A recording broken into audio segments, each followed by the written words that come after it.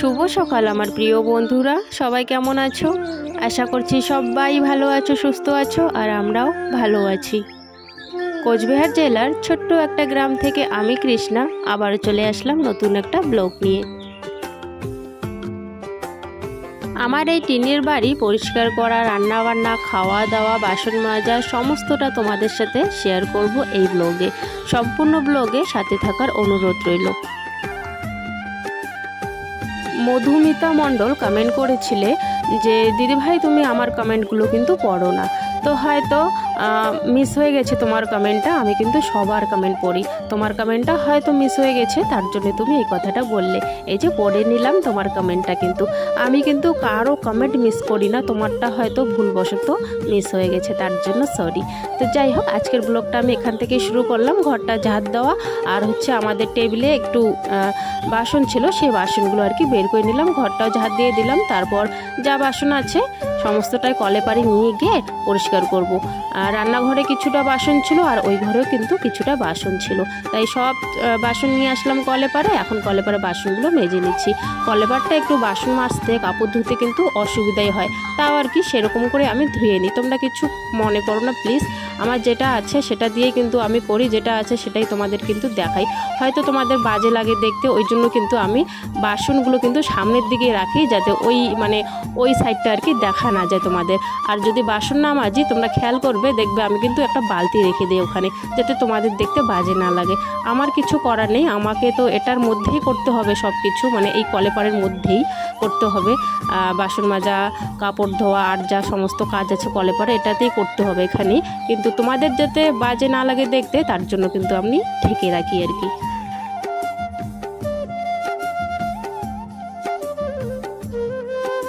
বাসনগুলো মাজার পর রান্নাঘরটা একটু ঝাড় দিয়ে দিলাম। তারপর হচ্ছে ব্রাশ করে কিন্তু একটু চা বানিয়ে নিলাম। চা বানিয়ে খেয়ে তারপর বাকি কাজগুলো করব।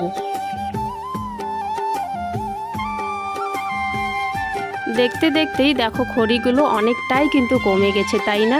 এই খড়িগুলো না একটু তাড়াতাড়ি আর কি জ্বলে পুড়ে আর কি শেষ হয়ে যায়, তাই কিন্তু বেশি দিন আর কি চললো না খড়িগুলো, আর কিন্তু অল্পই আছে বেশ। যাই হোক, যতটাই আছে সেটা দিয়ে এখন রান্না করে পরে আনা যাবে খড়ি, তাই না? রান্না যেহেতু করতে হবে, খেতে হবে, তাই কিন্তু খড়ি তো আনতেই হবে।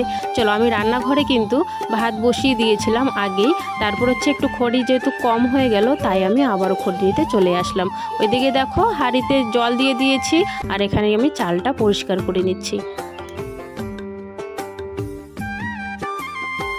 বাংলাদেশ থেকে অনেকে দিদিভাইরা কমেন্ট করছো তোমরা যে আমি বাংলাদেশ থেকে দেখছি। Thank you so much Bangladesh থেকে দেখার জন্য, আমার ভিডিও এত দূর থেকে দেখার জন্য। আর বাংলাদেশ থেকে বেশি সাপোর্টটা আসছে আর কি, তার জন্য থ্যাংক ইউ সো মাচ। এইভাবেই আমার পাশে থেকো, আমাকে একটু সাপোর্ট করো। তোমাদের সাপোর্ট ছাড়া কিন্তু কিছুই হবে না। অনেক আশা আছে, অনেক স্বপ্ন আছে, সেটা কিন্তু তোমাদের ভালোবাসা পেলেই কিন্তু সম্ভব।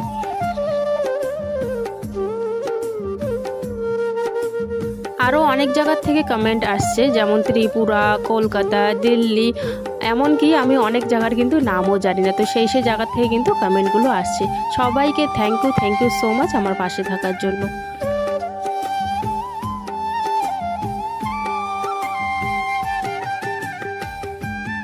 রান্নাঘরটা লেপা কিন্তু 2 দিন হয়েছে। দেখো যেখানে রান্না করি সেই জায়গাটা কত আর কি নোংরা হয়ে আছে, কালি কালি আর কি পড়ে গেছে।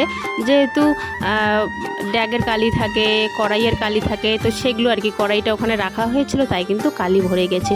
তো সেটাকেও পরিষ্কার করতে হবে, কয়েকদিন পর পরে আর কি নোংরা হয়ে যায়, তেলের ছিটা, কালি, তার জন্য কিন্তু বাজে লাগে দেখতে একটুখানি। তাই আমি চেষ্টা করি কিন্তু প্রত্যেক দিন লেপার। তো আজকে যেহেতু সম্ভব হবে না লেপা, নেক্সট দিন আর কি লেপবো আমি।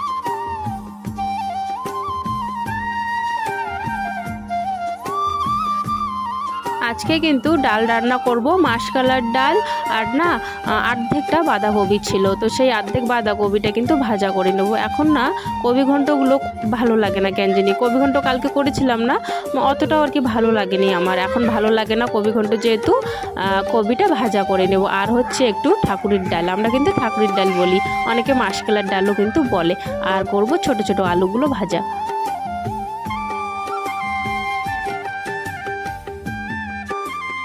2-1 জন কমেন্ট করেছিলে যে জুতো পরে খাওয়া যায় না, জুতো পরে কিন্তু রান্না করা যায় না।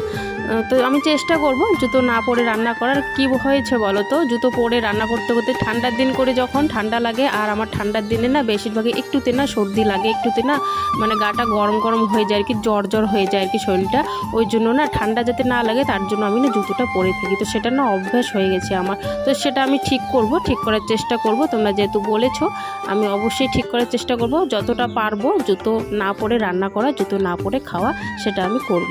তো যাই হোক, ওইদিকে দেখো আমার রান্না বান্না হয়ে গেছে। ডালটা গামলাতে নামিয়ে নিলাম। এখন হচ্ছে বাইরে নিয়ে গেলাম, কালি কড়াইটা মেজে নিয়ে আসলাম। মেজে নিয়ে এসে ওখানে আর কি টিনে ওখানে রেখে দিলাম ভালো করে, আর ডালটাও কিন্তু জায়গা মতো ভালো করে রেখে দিয়েছি। এখন এই যে রান্নাঘরটা একটু পরিষ্কার করে নেবো, ভালো করে ঝাড় দিয়ে দেবো। আজকে লেপবো না রান্নাঘরটা, কালকে লেপবো। আর আজকে হচ্ছে একটু ঝাড় দিয়ে এখন পরিষ্কার করে নিচ্ছি।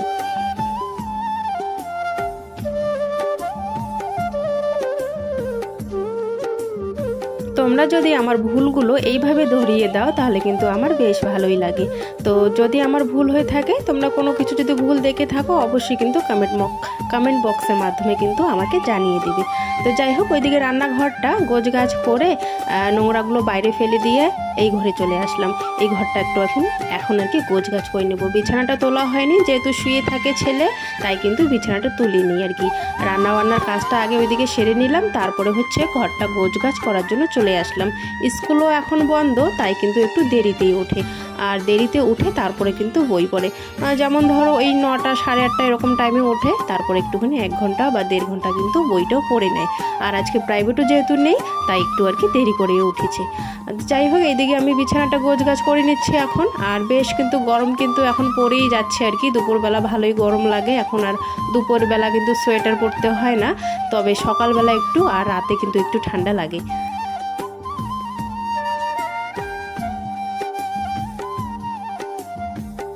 আবার অনেকে এটাও বলছো যে দিদিভাই তোমার কাজগুলো দেখতে খুব ভালো লাগে, আর তোমার ব্লগ দেখার একটা নেশা হয়ে গেছে আর কি। অনেকক্ষণ ধরে ওয়েট করে থাকি তোমার ব্লগ কখন আসবে আর কখন আমি দেখব। খুব ভালো লাগে তোমার ব্লগ দেখতে। তো থ্যাংক ইউ সো মাচ এইভাবে আর কি বলার জন্য। এইভাবে প্রথমবার আমি কিন্তু শুনছি যে আমার ব্লগ দেখার জন্য অনেকেই ওয়েট করে থাকে, আর আমার কাজ বাজ তোমাদেরকে যে আমি দেখাই সেটা তোমাদের ভালো লাগে। তো সেটা শুনে কিন্তু আমারও অনেক ভালো লাগে।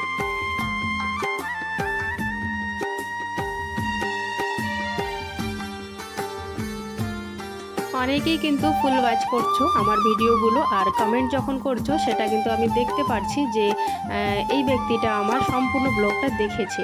তো যারা সম্পূর্ণ ব্লগ দেখে কমেন্ট করে তার কিন্তু সেখানে অন্যরকমই একটা কমেন্টের সাইডে আর কি লেখা আসে। তো সেটা দেখে আমি বুঝতে পারি যে ফুল ভিডিওটা সে আমার ওয়াচ করেছে। Thank you so much. অনেকেই ফুল ভিডিও তোমরা আমার ওয়াচ করো।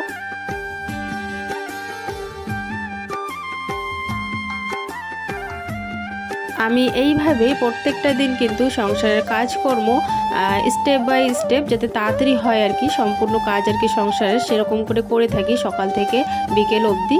আর হচ্ছে টাইম টু টাইম প্রত্যেক দিন আমি যদি একটুখানি আমার কাজ থাকে বা একটুখানি যদি জামা কাপড় থাকে, সেগুলো কিন্তু আমি সঙ্গে সঙ্গে সেটাকে গুছিয়ে রাখি। তাহলে কি হয় বলো তো, সঙ্গে সঙ্গে কাজটা করে ফেললে কাজ আর জমে থাকে না। আর যদি তোমরা না করে থাকো, একটা কাজ যদি না করে অন্য কাজে চলে যাও, বলো কালকে করব, তাহলে কিন্তু অনেক কাজ জমে যায় সংসারে, তখন কিন্তু একটু চাপ হয়ে যায়। প্রত্যেক দিনের কাজ প্রত্যেক দিন আমি এইভাবেই করি, তাহলে আমার অনেকটাই চাপটা আর কি কম হয়ে যায়, তাহলে আমার চাপটা আর কি হয় না। যারা আর কি জমিয়ে রাখে কাজ, তাদের কিন্তু দেখবে তোমরা অনেক কাজ কিন্তু থাকে।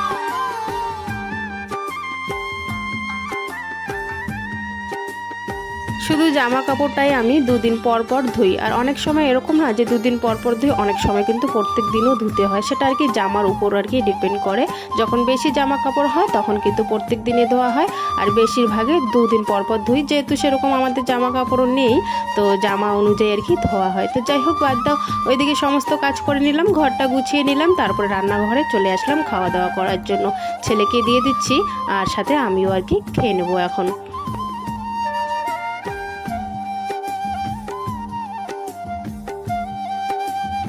জানো তো বন্ধুরা, আমাদের এখানে কিন্তু মেলা শুরু হয়ে গেছে।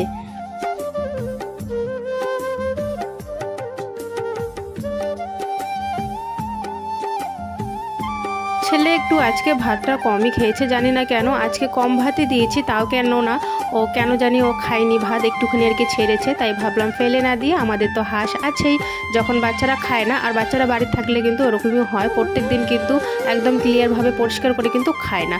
অনেক সময় এরকম হয়, দেখবে তোমরা, একটুখানি ভাত আর কি ওরা রাখে আর কি, খেতে পারে না।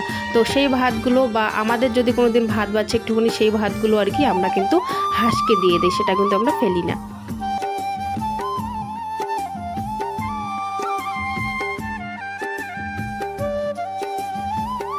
এই কুলগুলো যখন নিয়ে এসেছিলো তখন কিন্তু একদম কাঁচা ছিল, এখন দেখো রোদে দেওয়ার পর পেকে গেছে, আর একটু কীরকম যেন হয়েও গেছে।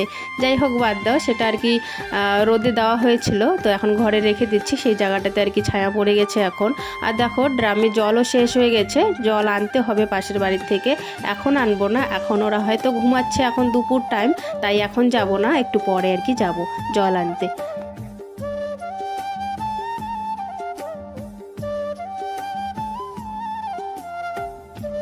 দুদিন ধরে যা পাতা পড়ছিল উঠানে বলার মতো না। এখন অবশ্য এখন অতটাও আর কি পাতা পড়ছে না, মোটামুটি খুব কম পাতাগুলো পড়ছে। বিকেল হয়ে গেছে, এখন কিন্তু 4টে বাজে, তো উঠানটা ঝাড় দিয়ে দিচ্ছি, পরে একটু পরে কিন্তু জলটা নিয়ে আসবো, আগে উঠানটা ঝাড় দিয়ে দিই।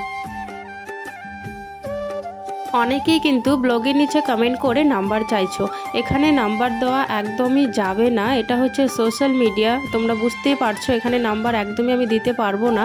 যারা কথা বলতে চাইছো আমার সাথে, তো তারা কিন্তু একটু ইনস্টাগ্রামে আমার সাথে যোগাযোগ করো। একজন কমেন্ট করেছিলে যে তোমাদের বাড়িতে কি তুলসী তলা নেই?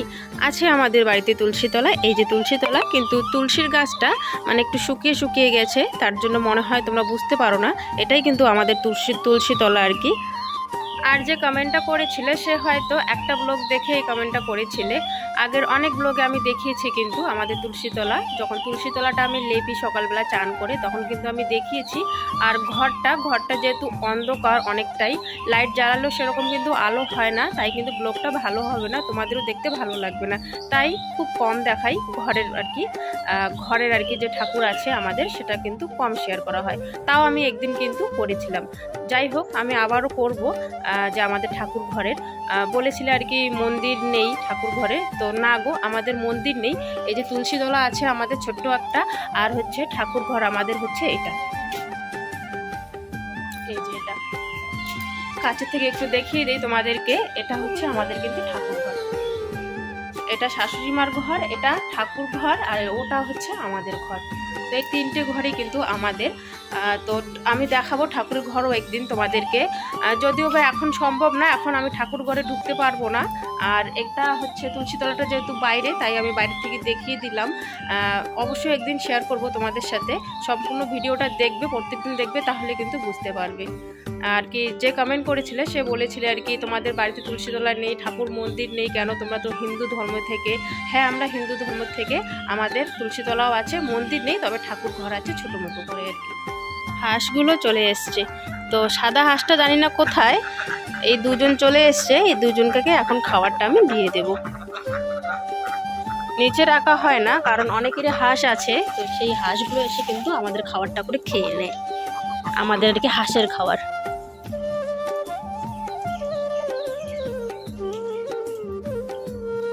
প্রীতির ম্যাম চলে এসছে, প্রীতি এখন প্রাইভেট পড়ছে, আর আমি ভাবছি একটু রাস্তায় যাব, রাস্তায় বের হব। আর তার আগে দেখো সুপারিগুলো এখানে চালে দেওয়া হয়েছিল, তাই সুপারিগুলো একটু দেখছিলাম শুকিয়েছে কিনা। প্রীতি হচ্ছে প্রাইভেট পড়ছিল, তাই আমরা ভাবলাম একটু বাইরে আসি আর কি, রাস্তায় আর কি হাঁটছি। এখন একটু রোদ আছে, হালকা হালকা রোদ আছে, সেই রোদটা আর কি সেরকম লাগছে না কিন্তু আর কি মুখে। দেখো কি সুন্দর লাগছে ক্ষেতগুলো, এদিকেও আছে, এগুলো মানুষের সব আর কি, আমরা রাস্তা দিয়ে হাঁটছি, তাই কি তোমাদের সাথে শেয়ার করছি।